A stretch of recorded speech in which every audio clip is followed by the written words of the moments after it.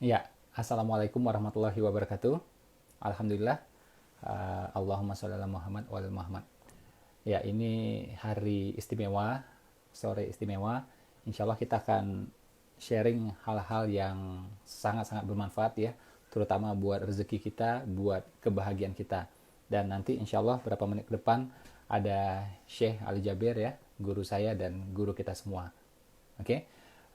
Bagi Bapak Ibu, teman-teman semua, kalau mendengar suara saya dengan jelas ya, tolong acukan jempol boleh, kiri boleh, kanan boleh, dua juga boleh ya. Jempol kaki jangan gitu ya. Ya, atau lambai-lambai juga boleh atau jawab salam saya ya. Assalamualaikum warahmatullahi wabarakatuh. Ya, kita akan bahas tentang ya wanita yang berbisnis, satu hal. Kedua, kita akan bahas tentang, nah ini saya belum pernah bahas ya, kali ini saya akan bahas, yaitu tentang guru-gurunya Imam Syafi'i ya, Masya Allah ya. Jadi itu ternyata menarik ya, sebelum kita mulai nanti bersama Syekh Ali ya. Jadi awalnya Imam Syafi'i itu, ya ini saya dapat kisahnya dari Gus Baha, ya jadi insya Allah ceritanya benar gitu ya. Dan saya juga cross check beberapa sumber, insya Allah benar. Jadi Imam Syafi'i itu awalnya nggak suka sama ulama yang kaya gitu ya. Jadi beliau itu pengagum ya ulama-ulama yang miskin gitu. Nah beliau ini kan suka berguru nih kemana-mana kan, sampai suatu ketika berguru ke Imam Malik ya. Imam Malik, nah intens tuh belajarnya ya, sampai akhirnya datang ke rumah beliau. Datang ke rumah beliau kaget, ternyata apa, itu karpetnya ya, karpetnya Imam Malik itu kalau diinjak itu kaki kita tenggelam sampai kena semata kaki. Waduh, kaget itu ya. Ya, jadi Imam Imam Syafi'i langsung kaget begitu begitu sampai di rumah beliau gitu kan. Tapi beliau diam aja gitu. Ya, berusaha untuk menenangkan perasaannya gitu ya. Terus begitu ngajar ya. Begitu ngajar Imam Malik pakai kursi yang tinggi. Ya, tinggi gitu ya, gaya gitu. Wah, makin kaget lagi dia. Ini orang alim, ulama, tapi kok kaya gitu ya, hartanya berlimpah gitu ya. Nah, jadi mulai dalam hatinya ya pendapat seperti itu. Nah, setelah sekian lama belajar ya, dia tanya sama gurunya kan, baiknya gimana ya, udah cukup nggak belajarnya, atau belum cukup atau gimana, ya, atau lanjut lagi ya sama tokoh yang lain gitu. Gurunya bilang ya, Imam Malik bilang kepada Imam Syafi'i, waktu itu Syafi'i muda gitu ya, kamu belajar bagusnya sama Abu Hanifah ya, itu orangnya alim luar biasa ya, akhlaknya bagus, ilmunya bagus, kamu belajar sama dia. Oke ya, tapi beliau sudah meninggal, jadi kamu belajar sama muridnya aja. Nah muridnya itu bernama Muhammad al Syaibani ya, mohon maaf kalau spellingnya kurang tepat ya, karena ini sudah meninggal gurunya, ya sudah kamu belajar sama muridnya aja. Oke, kata Imam Malik. Ya. Kata Imam Syafi'i. Oke, gitu ya. Nah, ditanya lagi, kapan berangkatnya? Kapan berangkatnya? Besok, kata Imam Malik ya. Sebagai guru, beliau bilang besok. Nah, besok dibawa nih. Ya, Imam Syafi'i dibawa sama Imam Malik ya ke pasar Madinah ya, sebelah Baki. Ya, Baki itu. Di sana itu ada ini tempat onta-onta berkumpul untuk perjalanan, kafilah-kafilah. Ya, jadi kalau bahasa sekarang itu kayak jasa travelnya gitu ya, jasa travelnya gitu. Nah, digandeng nih ya Imam Syafi'i sama Imam Malik ya, digandeng, dicarikan kafilahnya, siapa yang mau berangkat ke Irak? Ada nggak kafilah yang mau berangkat ke Irak? Ya, ini mau bersama muridku nih gitu. Ada yang jawab, oh ada gitu. Ya sudah, dibayar sama Imam Malik. Dibayar sama Imam Malik. Cukup nggak sampai situ? Nggak cukup. Ternyata Imam Syafi'i disanguin juga ya, dikasih sangu gitu ya, dikasih uang, dikasih bekal ya. Itu sekian dinar kalau dikonversi ya, itu sekitar 50 juta rupiah. 50 juta rupiah. Ya. Nah, Imam Malik waktu ngasih itu ya biasa aja, tapi yang nerima Imam Syafi'i kaget gitu kan. Kaget lagi untuk ketiga kalinya dia kan. Waduh ya, uang kayak gini gitu ya. Ulama-ulama miskin yang aku kagumi nggak pernah ngasih uang seperti ini gitu. Ini ulama kaya langsung ngasih gitu kan. Nah, itu mindsetnya mulai berubah ya terhadap kekayaan, terhadap ulama yang kaya gitu. Nah, singkat cerita, beliau sampai di Irak. Sampai di Irak, tambah kaget. Tambah kaget kenapa? Di rumah itu, muridnya Abu Hanifah ya, nama beliau adalah Muhammad Al-Syaibani ya. Itu ternyata beliau, gurunya ini suka apa? Suka ngitung-ngitung emas. Jadi emas dalam bentuk batangan itu dihitung-hitung ya, dibagi-bagiin ya, kadang-kadang dipotek-potek gitu, tak tak tak gitu kan, karena masih dalam bentuk utuh ya, gede gitu. Jadi kadang-kadang dipotek-potek gitu, terus dibagi-bagi, disusun sama beliau ya. Kadang masuk gentong ini, masuk gentong itu. Itu beliau lakukan di ruang tamu. Imam Syafi'i kan makin bengong lagi. Ya kan? Dia diam aja. Waktu itu belum cerita ya. Ini ceritanya ini muncul kemudian ya, setelah beliau nggak tahan, akhirnya beliau sampaikan gitu. Beliau tanya gitu. Jadi beliau mikir kan, dulu ya aku udah kaget melihat kekayaan Imam Malik gitu ya. Telapak kakiku ya menginjak karpetnya sampai ya itu mata kaki itu kena karpet gitu. Saking empuknya, saking nyamannya gitu. Ya, kursinya juga tinggi gitu. Ya. Nah, sekarang aku belajar lagi nih sama eh, muridnya Hanafi kan, Abu Hanifah kan. Ternyata di sini lagi ngitung-ngitung emas gitu ya, dalam bentuk batangan gitu ya, dipotek-potek kemudian disusun ya dalam tempat-tempat simpanannya gitu. Tapi terus terang beliau juga udah mulai kagum gitu ya. Akhirnya kita kan tahu ya bagaimana ternyata kan Abu Hanifah ini kan ahli dalam usul fikih, dan ini diteruskan ya sama muridnya yaitu Muhammad Al-Syaibani ya, dan ini menjadi pemicu ya bagi Imam Syafi'i untuk mengikuti. Ya, makanya Imam Syafi'i juga terkenal sebagai ahli usul fikih gitu. Karena ngikutin gitu, karena ngikutin ya. Nah, ini cerita lagi nih soal kekayaannya kan. Jadi sekian lama interaksi gitu dia makin kaget ya, makin takjub gitu ya. Lama-lama nggak tahan, ngomong juga, nanya juga. Ditanya sama Muhammad Al-Syaibani, "Kenapa anak muda?" Imam Syafi'i bilang, "Aku heran," dia bilang. "Heran kenapa?" "Ulama kok kaya gitu." Ulama kok kaya gitu ya. Nah, kamu heran? Iya heran. Oh ya sudah, kalau gitu ini ya hartanya tak kasih sama orang-orang fasik aja, dia bilang. Ya, kan ceritanya kaya nih, ya kan? Ya sudah, kalau memang kaya itu dianggap sesuatu yang aneh, sesuatu yang nggak pantas, ya sudah, harta ini, kata Muhammad Al-Syabani, aku kasih saja kepada orang-orang yang fasik gitu. Nah, Imam Syafi'i adalah orang yang pinter. Langsung nalarnya jalan, zet gitu. Loh, kalau dikasih sama orang fasik berbahaya, nanti bisa buat judi, buat zina, buat macam-macam gitu. Langsung beliau bilang, oh jangan. Ya, jangan seperti itu. Nanti akan digunakan untuk hal-hal yang kurang baik, untuk maksiat dan seterusnya. Imam Syabani menjelaskan. Nah, begitu ya, harta kalau kepada orang-orang yang nggak jelas, ya nanti digunakan untuk hal-hal juga yang nggak jelas gitu. Ya, makanya ada baiknya harta dipegang oleh orang-orang yang beriman gitu, orang-orang yang kuat imannya, sehingga apa, dia menggunakan dalam apa, tanggung jawab gitu, nggak sembarangan gitu ya, dalam tanggung jawab.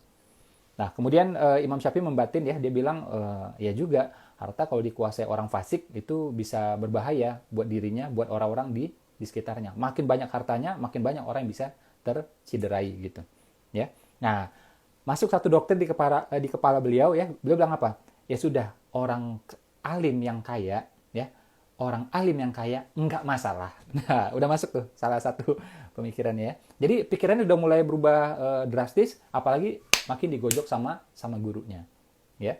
Sampailah suatu ketika ya, itu gurunya Muhammad Ali Syabani berkata, harta yang baik itu membuat teman senang dan membuat musuh itu benci. Ini musuh dalam arti yang sesungguhnya ya, bukan orang-orang yang kita ini aja gitu ya, tapi musuh yang sebenarnya gitu. Imam Syafi'i langsung mikir, oh iya ya, tanda-tanda orang yang benar itu adalah apa? Dibenci oleh orang yang fasik gitu. Ya. Jadi kalau dibenci sama musuh seperti ini, orang fasik ini ya nggak apa-apa gitu. Ya. Nah, akhirnya dari percakapan itu, dari dialog-dialog itu, akhirnya Imam Syafi'i menyimpulkan bahwa ya, orang beriman itu harus punya pengaruh, harus punya kekuatan. Tidak boleh lagi lemah, ya, sia-sia, tidak boleh gitu. Nah, itu pembuka dari saya ya. Mudah-mudahan bermanfaat. Kita akan lanjut lagi ya bersama Syekh Ali. Saya akan undang beliau ya. Mudah-mudahan sudah online ya beliaunya. Tadi sengaja beliau minta saya opening gitu. Ngasih kejutan ya. Masya Allah. Seperti yang teman-teman tahu ya, Syekh Ali ini Masya Allah ya ilmunya. Saya udah belajar lama sekali ya. Senang sekali akhirnya saya bisa ketemu, bisa belajar, bisa ya alhamdulillah ya banyak hal yang kita lakukan sama-sama alhamdulillah ya. Dan saya bangga banget ya jadi muridnya beliau ya dan akhirnya bisa berinteraksi banyak dengan beliau. Saya WA beliau dulu ya.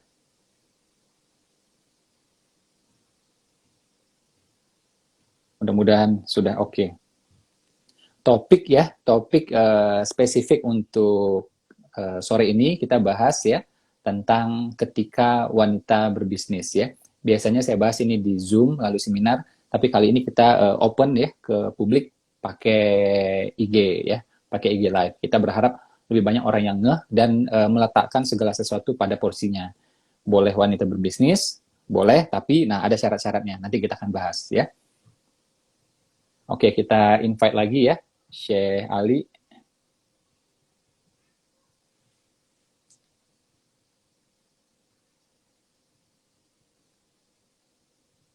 Ini kali kedua saya invite ya, mudah-mudahan oke. Ya. Dan beliau ini ya menariknya, alhamdulillah udah sekian lama ya jadi warga negara Indonesia asli ya. Bukan asli ya, tapi sudah warga negara Indonesia gitu, alhamdulillah ya. Paspornya juga ada paspor Indonesia, alhamdulillah ya. Dan beliau senang banget dengan Indonesia, cocok banget ya dengan makanan-makanan Indonesia ya. Jadi walaupun wajah beliau Arab ya, posturnya juga postur Arab, tapi selera makannya udah Indonesia ya. Jadi kalau disuguhi apa aja yang Indonesia beliau udah lahap insya Allah gitu ya, alhamdulillah. Dan itu memang salah satu kemampuan manusia ya, apa itu beradaptasi ya. Jadi orang ya itu harus mampu beradaptasi, apalagi orang soleh ya. Karena apa? Kalau kita tidak mampu beradaptasi berarti kita tidak bersyukur ya, kurang bersyukur gitu. Kadang kita ngeluh soal cuaca, soal makanan ya di suatu tempat, nah itu kurang baik gitu ya. Oke, saya coba invite lagi. Mudah-mudahan berhasil ya. Tadi saya cek itu ada fail katanya ya, ditolak gitu ya. Atau saya lagi di prank sama si Ali. Ya, jadi itu ada kisah tadi ya, tiga tokoh ya, menarik banget ya. Bagaimana Imam Syafi'i awalnya berguru sama Imam Malik, kemudian bertemu dengan guru-guru berikutnya. Dan ternyata guru-gurunya tidak anti dengan kekayaan gitu ya. Assalamualaikum Syekh Ali. Waalaikumsalam warahmatullahi wabarakatuh. Loh, gambarnya kok nggak keluar ini? Soalnya sudah terkenal, jadi tidak usah ada gambar. Nggak tahu ada masalah ini. Oke, atau Syekh Ali end dulu ya, nanti saya invite lagi nggak apa-apa. Kadang-kadang jaringan ya kayak gitulah. Ya, karena kita live ini. Jaringan kita masih miskin, belum kaya. Syekh Ali end dulu nggak apa-apa, out dulu, nanti masuk lagi nggak apa-apa. Mudah-mudahan pas kali kedua lebih oke ya. Wah ini yang mantau udah 780 ya, insya Allah nambah lagi nih, bisa ribuan insya Allah nih. Karena ini baru pembukaan. Oke ya, saya undang lagi beliau. Ya.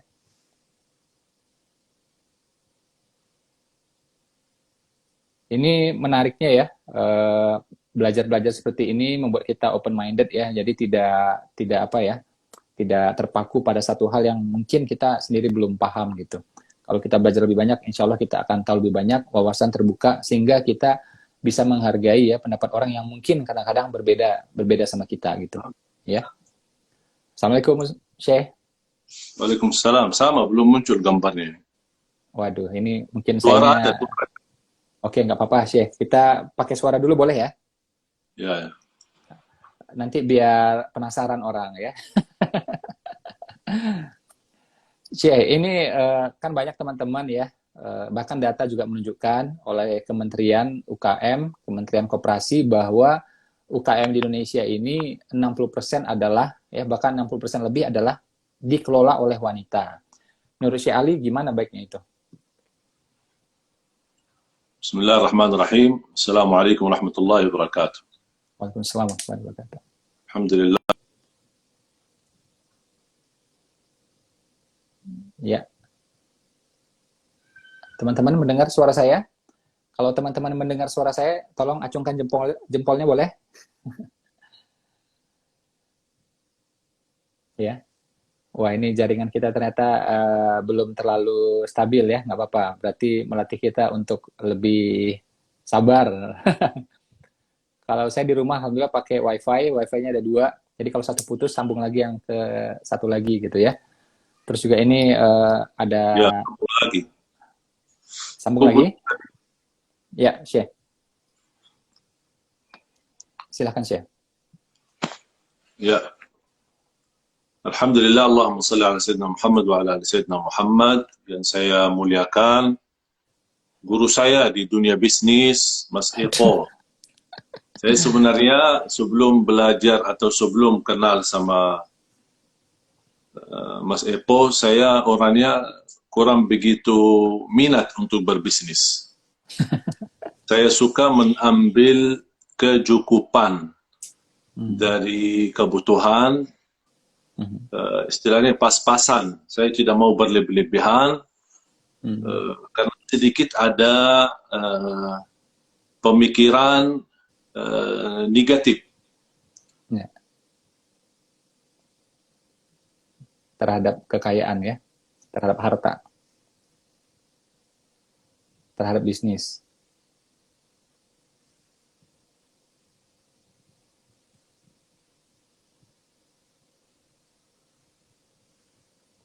Berarti saya memberi warna yang kurang tepat atau gimana ini?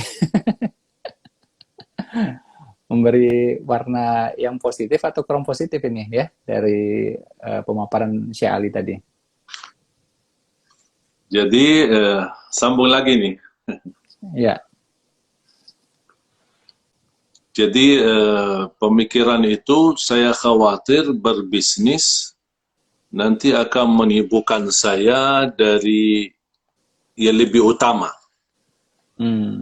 Adalah ibadah, kemudian untuk urusan-urusan ibadah sama Allah, hubungan saya sama Allah gitu. Ya. Belum lagi mendengar orang miskin lebih duluan masuk surga daripada orang kaya. Itu yang tertanam di otak saya.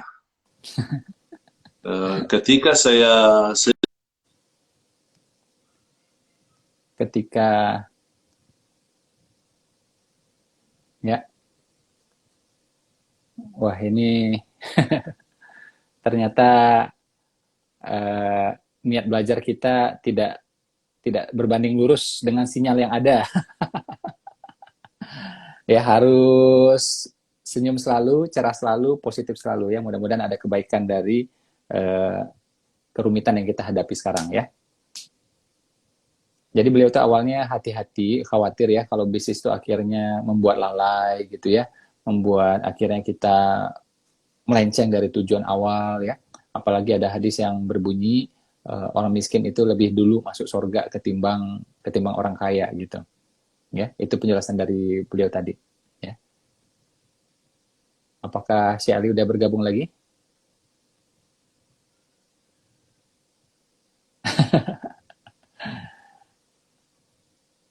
Ya.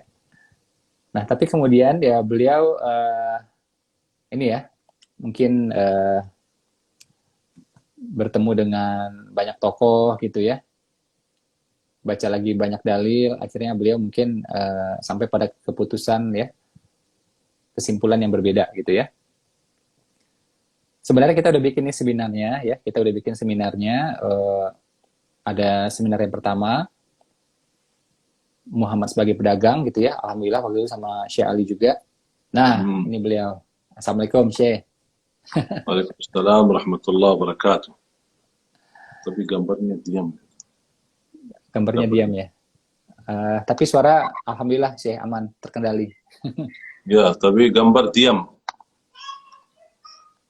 Gambar mati. Ini orang mati lagi bicara. Bukan. Itu biar saya nggak kalah ganteng itu. Jadi Lanjut. kita sambung. Siap. Jadi pemikiran saya yang bisa dirubahkan dan mulai diinstal ulang. Jadi katakan diinstal ulang adalah Mas Epo yang saya mendapatkan banyak pelajaran, walaupun ilmu yang sudah disampaikan oleh Mas Epo mengenai bisnis dan pandangan Islam terhadap bisnis, wanita berbisnis, ini sebenarnya kalau dari segi ilmu, saya sudah belajar, dari dulu sudah belajar. Tapi tidak pernah praktik dan belum begitu percaya secara kenyataannya seperti apa. Gitu. Masih lebih percaya, jangan kaya dong. Apaan buat kaya? Nanti apa tanggung jawabnya berat, hisabnya lama, panjang, lebih belakangan masuk surga. Jadi, cara Mas Epo menyampaikan membuat saya lebih memperhatikan dan melihat. Memang ada positifnya, ada negatifnya, tapi di sisi lain ada juga positifnya. Dan ternyata positif di dalam dunia bisnis jauh lebih banyak daripada negatif. Asal kita jujur dan amanah, itu modalnya. Jujur amanah. Ya, kalau jujur amanah, luar biasa.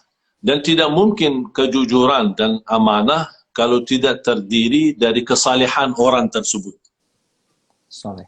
Kesalehan. Dan yang mendatangkan kesalehan adalah iman. Iman saleh akan muncul amanah dan jujur.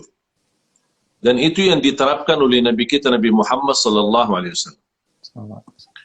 Ketika Mas Epo menyampaikan dalam trainingnya, dalam ketika pernah kami undang Mas Epo di acara manasik kepada jamaah dan kemudian memberikan paparan bagaimana orang yang berumrah, bagaimana bisa juga memfikirkan berdagang. Sebenarnya ternyata berdagang ini bukan hanya urusan dunia.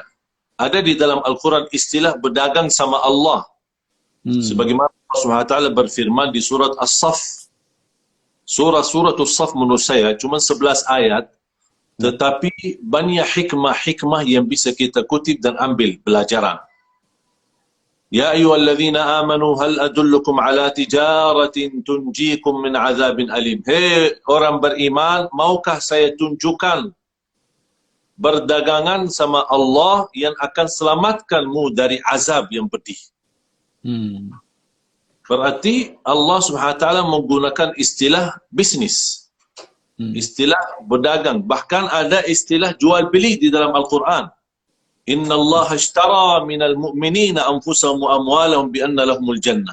Allah telah berhasil atau Allah telah berkenan membeli nyawa dan harta, darah orang mukmin yang mereka kurbankan jiwanya, darahnya dan hartanya di jalan Allah Subhanahu wa taala, dan Allah akan balas bagi mereka adalah surga.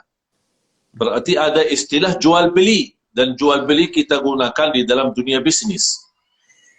Saya juga baca dari paparan Mas Epo ketika memberikan pemahaman bagaimana kekayaan Sayyidina Utsman radhiyallahu an, bagaimana kekayaan Sayyidina Ali bin Abi Talib radhiyallahu an, bagaimana kekayaan Sayyidina Anas ibnu Malik, sampai Rasulullah SAW mendoakan Allahumma akthir malahu wa waladahu, ya Allah berbanyaklah hartanya dan berbanyaklah keturunannya, sampai memiliki keturunan anak dan cucu bahkan puyut sampai 120 keturunannya, begitu banyak. Dan dia sampai usia utuh dan tua masih luar biasa sehat dan menjalani ibadah puasa.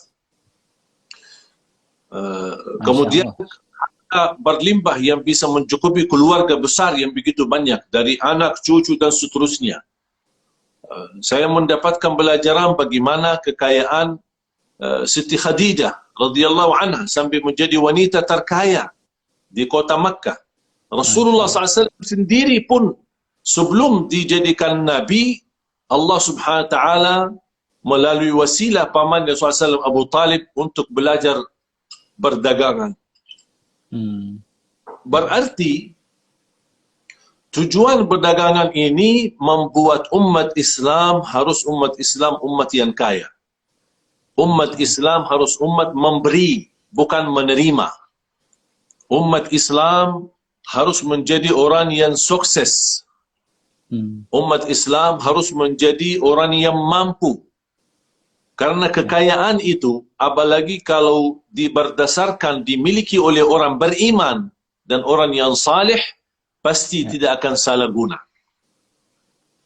Banyak orang kaya, kenapa tidak terlihat kebahagiaan bagi mereka? Karena mereka menggunakan kekayaan itu untuk berfoya-foya dunianya. Padahal itu bukan inti dari kekayaan. Kekayaan, Allah berikan kekayaan kita bukan untuk berfoya-foya, menunjukkan diri kita, menunjukkan kemewahan kehidupan kita, menunjukkan mobil berbagai macam. Tapi inti daripada kekayaan bisa membangkitkan umat Islam dari segi ekonomi, dari segi ciptaan perbuatan-buatan produk-produk yang hebat dan bisa mengalahkan negara-negara yang lain, dari segi senjata, dari segi bangunan, dari segi buatan perjalanan, jalan, semua. Jadi semua menjadi milik kita. Sekarang coba lihat. Apapun bangunan yang dilakukan di negara manapun, semua bahan-bahan bangunan itu rata-rata diekspor dari luar. Bikin aspal dari luar, bikin apa dari luar, bikin alat-alat macam-macam dari luar, mesin-mesin besar dari luar, pesawat pun dari luar, semua dari luar. Padahal kita umat Islam sebenarnya kaya, bukan begitu miskin. Tetapi tidak ada kebersatuan. Kebersatuan bagaimana kekayaan ini berguna bagi umat Islam. Mungkin ada beberapa orang yang berduli. Kebersamaan, berduli, kebangkitan bersama, bukan berduli kepada kebangkitan buat dirinya sendiri. Bahkan saya kenal, saking sedihnya kondisi dan keadaan kita menyedihkan, saya kenal ada banyak orang-orang yang kaya, masih ada di keluarganya sendiri. Keluarganya sendiri masih sangat miskin, bahkan sangat di bawah kemiskinan. Berarti mana kekayaan itu? Makanya ketika Mas Epo menyampaikan paparannya melalui training dan melalui beberapa pelajaran, saya mulai menyadarkan diri dan untuk bisa melihat, bahkan saya sekarang memperjuangkan bagaimana saya bisa menjadi orang kaya. Apalagi ketika saya di Indonesia melihat begitu luar biasa perjuangan para wanita. Sebagaimana antum disampaikan, 60% para wanita sebagai berdagang dan berbisnis. Dan insya Allah saya yakin kalau ini bisa diperjuangkan, bisa diteruskan, insya Allah bisa mencapai 90%. Karena saya melihat dari segi fisik, laki-laki lebih kuat. Tapi dari segi kesabaran dan perjuangan, wanita lebih lama bertahan. Lama memiliki pandangan yang lebih panjang. Makanya banyak ketika saya mendengar curhat-curhat dari jamaah, khususnya para wanita, bagaimana kondisi bersama suaminya, bagaimana kondisi dalam rumah tangganya, saya melihat kesimpulan dari curhat-curhat jamaah itu rata-rata kesabaran kaum wanita. Wanita tidak memiliki kesabaran atau keterbatasan kesabaran sama dengan kesabaran kaum laki-laki. Mohon maaf, tidak ada rumah tangga yang bisa makmur.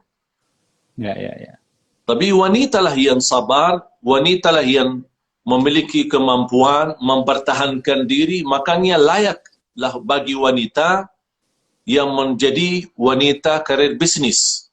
Wanita yang benar-benar bisa menjadi seperti Siti Khadijah. Saya ingin semua wanita di Indonesia menjadi Khadijah zaman now. Khadijah zaman now yang bisa memperjuangkan Indonesia, yang bisa berbagi, yang bisa menjadi wanita politik dengan kekayaannya, wanita sosial dengan kekayaannya, wanita berbisnis dengan kekayaannya. Karena menurut saya kekayaan itu sangat dibutuhkan untuk segala perjuangan dan kemakmuran dan kemajuan. Dakwah Rasulullah SAW tidak bisa maju. Dakwah Rasulullah SAW tidak bisa sukses. Dakwah Rasulullah SAW tidak bisa disebarkan. Dakwah Rasulullah SAW tidak bisa menjadi berbagi. Dakwah Rasulullah SAW sampai tidak bisa memperjuangkan hijrah dan membantu para sahabatnya. Ini semua perjuangan ini di belakangnya satu, Siti Khadijah, Masya Allah. wanita. Makanya cintaan Rasulullah SAW kepada Siti Khadijah itu luar biasa. Karena kekayaan, sampai Rasulullah SAW pernah berdoa, kekayaanku yang aku dapat itu wasilahnya Siti Khadijah. Fa'aghnaakallahu bi, aku telah menjadi kaya denganmu, beradanya denganmu. Saya menjadi orang sukses karena kamu yang di belakang aku. Jadi begitu Rasulullah SAW kagumi. Sampai Siti Aisyah saking sering Rasulullah SAW mengingat dan menceritakan kehidupannya bersama Siti Khadijah. Siti Aisyah cemburu, walaupun Siti Khadijah di saat itu sudah lama meninggal dunia. Saking Rasulullah SAW begitu memiliki sifat al-wafa, tidak pernah lupa kebaikan, tidak pernah lupa perjuangan, tidak pernah lupa karir wanita seperti Siti Khadijah, tidak pernah lupa terhadap kebaikan dan kemuliaan yang telah diberikan dan dibagikan oleh Siti Khadijah, sambil Rasulullah SAW memuliakan kawan-kawan Siti Khadijah. Seringkali kawan-kawan Siti Khadijah datang ke Madinah, lewati rumah Rasulullah SAW, dan Rasulullah SAW menyambut mereka, ahlan wa sahlan bi suwaihibati Khadijah.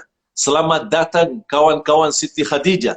Siti Aisyah tanya, ini apa ya Rasulullah? Rasulullah SAW menjawab, ini kawan-kawannya. Cuba, kalau kawan-kawannya aja Siti Khadijah mendapatkan perhatian. Kira-kira kalau Siti Khadijah ada bagaimana? Kalau kawannya aja, walaupun kawan belum tentu kawan dekat, bisa jadi kawan jauh, tapi karena mereka adalah disebutkan temannya Siti Khadijah, Rasulullah SAW kagumi dan memperhatikan dan memuliakan. Kenapa Rasulullah SAW memuliakan kawan-kawan Siti Khadijah? Karena Rasulullah SAW tidak pernah lupa karirnya Siti Khadijah. Rasulullah SAW segala perbuatan ini ingin membalas jasa budi Siti Khadijah, jasa perjuangan. Dan kata Rasulullah SAW sendiri, kalau ada seorang yang berjasa kepada saya dan saya harus balas jasa mereka, dan saya memperjuangkan, bahkan saya tidak mampu membalas jasa mereka, dari kaum laki-laki adalah Sayyidina Abu Bakar As-Siddiq, dan dari kaum wanita Siti Khadijah radhiyallahu anha. Makanya fantas Siti Khadijah yang menjadi kaya fantas mendapatkan, jangankan kehormatan dan cintaan dari Rasulullah SAW, bahkan mendapatkan kemuliaan dan percintaan dari Allah Subhanahu wa Ta'ala. Masya Allah. Karena itulah yang dimaksud kekayaan di tangan orang yang saleh. Kekayaan harta di tangan wanita yang salihah. Luar biasa kalau kita rasakan saat ini ada ribuan Khadijah di Indonesia. Beda-beda nama, tapi karirnya Khadijah. Sifat-sifat Khadijah. Pakaiannya Siti Khadijah. Perilakunya Siti Khadijah. Sehari-harinya seperti Siti Khadijah. Dan dia menjadi orang-orang yang luar biasa, mendapatkan, insya Allah, saya selalu mendoakan, khususnya kaum wanita di Indonesia, insya Allah meraih kemuliaan sama seperti apa yang telah diraih oleh Siti Khadijah radhiyallahu anha. Ketika Rasulullah SAW duduk bersama Siti Khadijah, mereka berdua lagi mesra dan mereka berbahagia, didatangi malaikat Jibril, menyampaikan salam, dan malaikat Jibril berkata, ini Siti Khadijah yang ada di sampingmu? Kata Rasulullah, ya. Kata malaikat Jibril, tolong titipkan salam dari aku kepada Siti Khadijah. Rasulullah SAW meneteskan air mata. Malaikat Jibril pun memberi perhatian kepada Siti Khadijah, sambil memberikan salam ta'zim, salam cinta kepada Siti Khadijah. radhiyallahu anha. Dan kemudian ketika malaikat Jibril menyadari Nabi Muhammad SAW meneteskan air matanya karena bahagia dan senang, ada lagi berita gembira. Ada titipan salam dari Allah untuk Siti Khadijah radhiyallahu anha. Allah Akbar. Ketika Rasulullah SAW mendengar perkataan itu, kira-kira gimana perasaan Rasulullah SAW? Isterinya mendapatkan perhatian dari malaikat Jibril, apalagi dari Allah Subhanahu Wa Taala. Ketika Rasulullah SAW sampaikan kepada Siti Khadijah,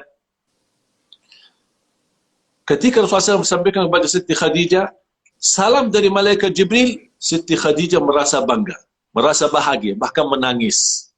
Ketika Rasulullah SAW memperhatikan sikap Siti Khadijah radhiyallahu anha, Rasulullah SAW menyampaikan, ada lagi berita gembira untukmu, ada titipan salam dari Allah Subhanahu Wa Taala.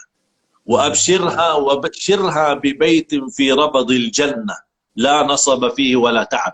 Dan berilah berita gembira dari Allah Subhanahu Wa Taala akan Allah menyediakan istana di dalam surga Allah Subhanahu Wa Taala. Sudah tidak ada kelelahan lagi, tidak ada kecapian lagi, tidak ada kejenuhan lagi, tidak ada rasa kesusahan lagi. Dan menurut saya, kalau Siti Khadijah orang miskin, mana bisa meraih semua kemuliaan ini untuk Islam, untuk Rasulullah, dan mendapatkan ridha Allah Subhanahu Wa Taala dan dijaminkan masuk surga sebelum dia meninggal dunia. Dan ini menurut saya semua perjuangan karena keberkahan kekayaan. Bisa menolong agama, bisa menolong suaminya sebagai Nabi dan Rasul, bisa mensukseskan dan membantu banyak orang miskin, membantu banyak du'afa, membantu orang, bahkan dia dalam karir bisnisnya, walaupun kehidupannya sederhana. Itulah terbukti. Siti Khadijah kaya, tapi tidak berfoya-foya dunianya.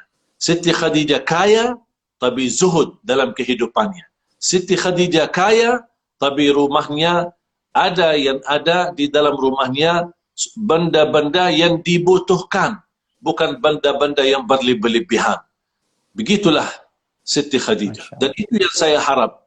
Bagaimana bisa kaum wanita di Indonesia terus maju, terus sukses, terus jangan lihat ke belakang. Mungkin satu kali kita memperjuangkan bisnisnya, kita merasa belum sukses, atau kita merasa jatuh dalam dunia, atau ditipu orang. Ingat, siapapun yang menipu kita, tidak ada yang sia-sia. Ada penggantinya di dunia sebelum di akhirat. Dunia ini memang tajam. Dunia ini tidak selalu serba enak. Tidak selalu sesuai impian dan cita-cita kita. Sama Siti Khadijah radhiyallahu anha. Tidak sama seperti impiannya. Sampai walaupun dia sudah kaya, tapi tidak sesuai ke impian-impian untuk menjadikan lebih kaya lagi. Sampai dia kenal yang bernama Muhammad melalui pembantunya Siti Nafisah, yang bisa menjodohkan, pertama menjodohkan melalui bisnis, kemudian baru dia Siti Nafisah memperjuangkan untuk menjodohkan pernikahan. Jadi Siti Nafisah yang menjadi wasilah untuk menambahkan dan melimpahkan lebih kekayaan Siti Khadijah melalui Rasulullah SAW. Sebelum jadi Nabi, masih di usia sangat muda, 25 tahun, ketika Rasulullah SAW membawa bisnisnya, kemudian dia memperjuangkan perkembangan bisnisnya di Asyam, kemudian kembali lagi ke Makkah, dari usia 15 tahun, 20 tahun, sampai 25 tahun. Begitu Rasulullah SAW memperjuangkan, sampai Siti Khadijah berkata, saya merasa berlebih keberkahan hartaku dibanding sebelumnya bertemu Nabi Muhammad SAW. Makanya dia merasa Nabi Muhammad duluan berjasa karena bisa menambahkan kekayaan, bisa menambahkan hartanya. Apa modal Nabi Muhammad SAW untuk menambahkan kekayaan? Kembali lagi, amanah dan jujur. Itu modal, harus modal ini menjadi taruhan nyawa kita. Jangan berubahkan prinsip amanah dan jujur, apapun keadaannya. Walaupun kita rugi harta, jangan mau merugikan amanah dan kejujuran. Karena amanah dan kejujuran adalah bekal yang abadi yang bisa membawa kita selamat dan dilindungi oleh Allah dari segala bahaya, keburukan, penipuan dan lain sebagainya. Dan kita terus memberdoakan, tertipu sekali, jangan khawatir. Kita ingat, insya Allah ada kebaikan dari Allah, ada hikmah. Dan dari ketipuan itu kita bisa mengambil pelajaran. Berarti ada salah langkah. Barangkali surat kita belum lengkap, belum kita melindungi dari segi hukum, belum kita mendapatkan keahlian dari bidang hukumnya yang bisa memberikan saran dan bisa memberikan masukan. Berarti lain kali kita harus melengkapi semua.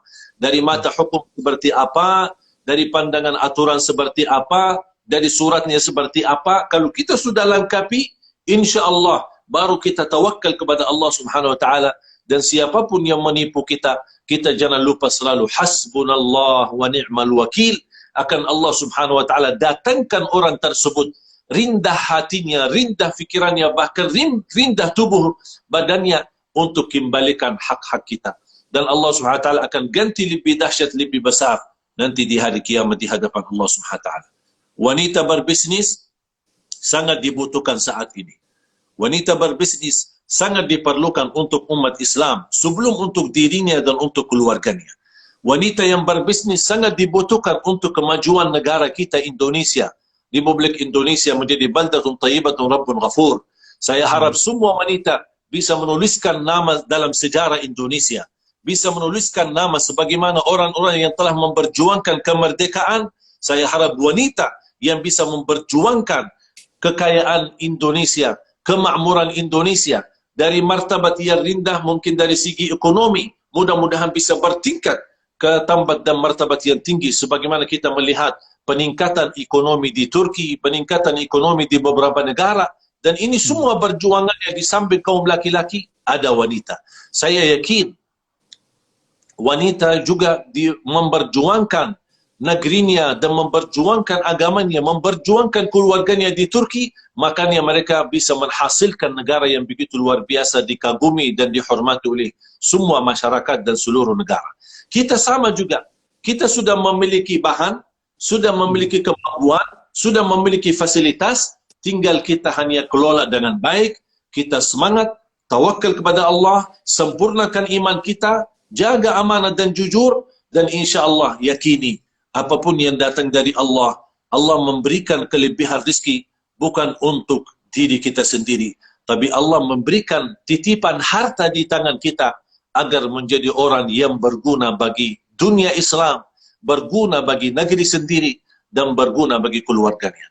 Insya Allah mungkin kita bisa merasakan kekayaannya sebelum kita menghadapi wafat, dan insya Allah akan dinikmati oleh ahli waris. Apalagi kita tanamkan budaya kebaikan, tanamkan budaya akhlak yang mulia, tanamkan budaya cinta Islam, cinta Nabi Muhammad SAW, dan cinta Siti Khadijah radhiyallahu anha, insya Allah ahli waris kita pun tidak akan salah guna titipan harta yang Allah limpahkan kepada kita, dan terus melanjutkan perjuangan menjadi sedekah jariah untuk para orang tua, khususnya kaum wanita. Insya Allah kaum wanita bertemu kembali bersama Siti Khadijah radhiyallahu anha.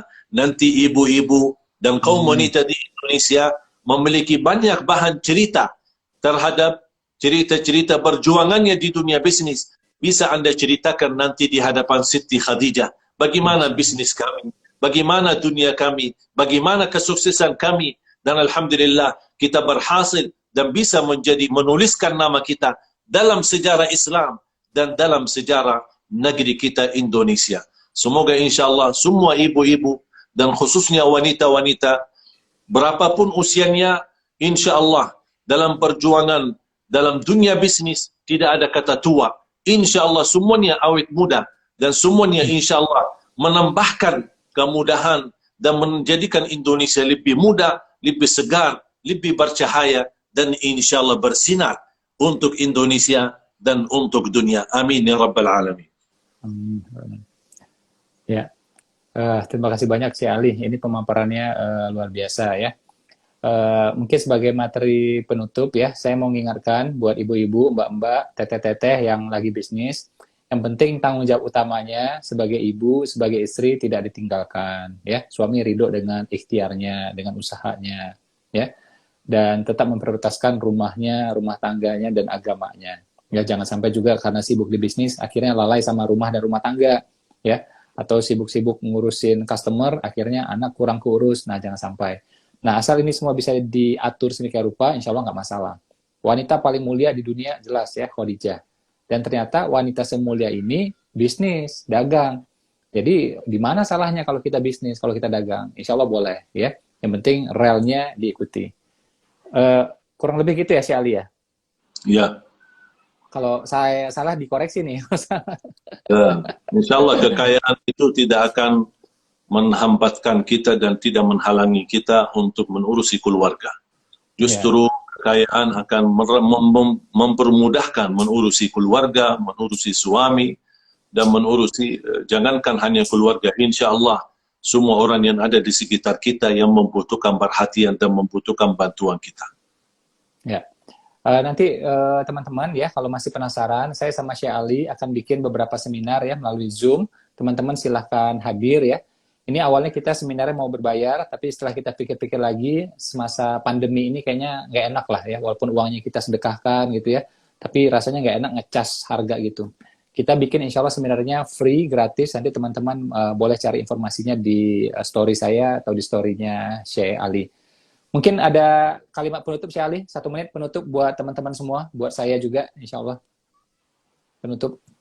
Jadikan kehidupanmu pelajaran untuk menjadi lebih baik. Apapun ujian yang sudah kita hadapi, jangan menjadikan ujian ini menghambatkan kehidupan kita. Kenapa? Karena semua ujian, apapun beratnya, apapun besarnya, tetap akan menjadi cerita lalu. Tidak ada ujian yang abadi. Makanya, kalau kita kefikiran, terlalu beban fikiran kita akan menjadi abadi. Kefikiran terus. Padahal masalah sudah selesai, tapi pemikirannya belum selesai. Belum habis. Makanya, masalah ini sebenarnya mulai kecil. Masalah itu, berapapun besarnya, dia sebenarnya datangnya kecil. Yang membuat dia besar adalah pemikiran. Pusing, stres, terlalu memfikirkan masalahnya, akhirnya kita merasa sudah bosan, sudah merasa putus asa, sudah merasa Allah tidak sayang sama kita lagi, Allah tidak mau bantu kita lagi. Padahal seharusnya jangan salah fikir. Kita harus tahu, saya sebagai hamba Allah tidak terlepas daripada ujian. Dan ujian itu ada habisnya. Dan di belakang ujian ini, insya Allah ada berita-berita yang baik dan membahagiakan. Berarti saya harus menunggu harapan dari Allah yang akan merubah nasib saya. Bagaimana saya harus solusinya? Kita hadapi ujian dengan sabar. Kita mengambil pelajaran, apa salah saya sampai terjadi ujian seperti ini. Dan kita harus menghindari dari kesalahan. Kata ulama, jangan malu bersalah, tapi malulah ketika terulang berkali-kali kesalahannya. Kita sebagai manusia tidak terlepas dari salah. Tetapi yang bodoh yang tidak belajar dari kesalahannya. Berarti kita harus cerdaskan diri. Salah, tidak apa-apa. Besok insya Allah tidak salah lagi. Di sisi lain ada perjuangan yang kedua atau hal-hal yang lain. Kita salah, insya Allah itu menjadi pelajaran. Makanya Allah menciptakan benar dan salah. Kita tidak akan belajar dari kebenaran. Justru kita belajar dari kesalahan. Kalau semua perilaku kita benar selalu, tidak akan belajar, bahkan akan terus bodoh. Tapi karena membuat kita cerdas, membuat kita pintar, membuat kita pandai, membuat kita berilmu, bukan karena kebenaran, tapi karena kesalahan. Kita sadari, dan kita fahami, dan kita waspadai, dan kita tidak akan mau ulang lagi. Disitulah bertambah pelajaran kita, bertambah wawasan kita, dan mudah-mudahan saya doakan semua kaum wanita di Indonesia. Dan ini tidak mengurangi perjuangan bapak-bapak dan pemuda-pemuda semua. Walaupun kami kali ini mengkhususkan untuk lebih banyak kepada kaum wanita, bukan berarti bapak-bapak dan pemuda-pemuda tidak memiliki perhatian. Justru adanya bapak-bapak, adanya laki-laki, adanya pemuda-pemuda, ini insya Allah akan bersatu. Karena tetap perjuangan wanita seberapapun, sebesar apapun, tetap kaum laki-laki adalah imam. Tetap kaum laki-laki adalah di depan. Dan tetap ketika salat, laki yang di depan, wanita di belakang. Tapi saya harap juga laki-laki, Jangan wanita yang di belakang pas salat kita, dia malah duluan masuk surga Allah Subhanahu wa taala daripada kita. Makanya jangan kalah dengan perjuangan kaum wanita. Jangan kalah dengan kesabaran kaum wanita. Jangan kalah dengan semangatnya kaum wanita. Insya Allah semangat kaum wanita dengan kekuatan kaum laki-laki, insya Allah kita bisa sinergi dan insya Allah kita akan membawa kekayaan yang bermanfaat dalam kehidupan kita di dunia dan menjadi saksi baik dan sedekah jariah untuk di akhirat kita. Amin, amin ya rabbal alamin. Ya, terima kasih banyak Syekh Ali ya. Seperti yang kita tahu ya, namanya ujian itu pasti sebentar. Kalau dulu kita sekolah, kuliah ya, itu kan belajarnya lama. Ujian itu pasti sebentar. Dan Al-Quran juga berkali-kali bilang kalau yang namanya yang kurang-kurang itu sebentar aja. Sakit sebentar, penyakit sebentar ya. Andai kata ada yang meninggal pun itu sedikit, lebih banyak yang hidup gitu ya. Andai kata kemarau pun juga sebentar, lebih lama masa-masa yang nyamannya gitu ya. Begitu juga kehidupan kita sekarang ya. Jadi Syekh Ali mengajarkan kita untuk optimis karena Syekh Ali tahu persis namanya bisnis awal-awal itu kadang-kadang nggak lancar, ya. Seringnya nggak lancar malah. Apalagi sekarang lagi pandemi, kita di rumah aja ya, itu tantangan pasti banyak. Tapi insya Allah ilmu dari Syekh Ali barusan ya sangat bermanfaat, kita semua bisa menerapkan. Saya akan dari pandemi ini saya justru semangat berbisnis. Walaupun kondisi tidak mendukung, tapi saya melihat positif. Insya Allah belakang kesempitan dan kesusahan bisa insya Allah kita keluar dan bisa kita bangkit. Insya Allah, amin. Terima kasih banyak Syekh Ali, mudah-mudahan nggak kapok ya join sama kita IG Live lagi. Karena ini ribuan yang lihat, insya Allah menjadi inspirasi, menjadi motivasi dan pasti ya sedikit banyak jadi solusi insya Allah. Itu saja teman-teman ya, mohon maaf kalau ada salah-salah kata, salah-salah sikap dari saya, dari Syekh Ali juga ya. Mohon doa juga buat saya, buat Syekh Ali. Mudah-mudahan kita bisa menjadi pejuang agama Allah, bisa menjadi orang yang dibanggakan sama Rasulullah ya, dan kita juga bisa menjadi orang-orang yang dibanggakan bagi keluarga kita. Itu saja. Assalamualaikum warahmatullahi wabarakatuh. Terima kasih, kirim salam semua, kirim salam kepada Ibu, Umi di rumah, dan semua jamaah.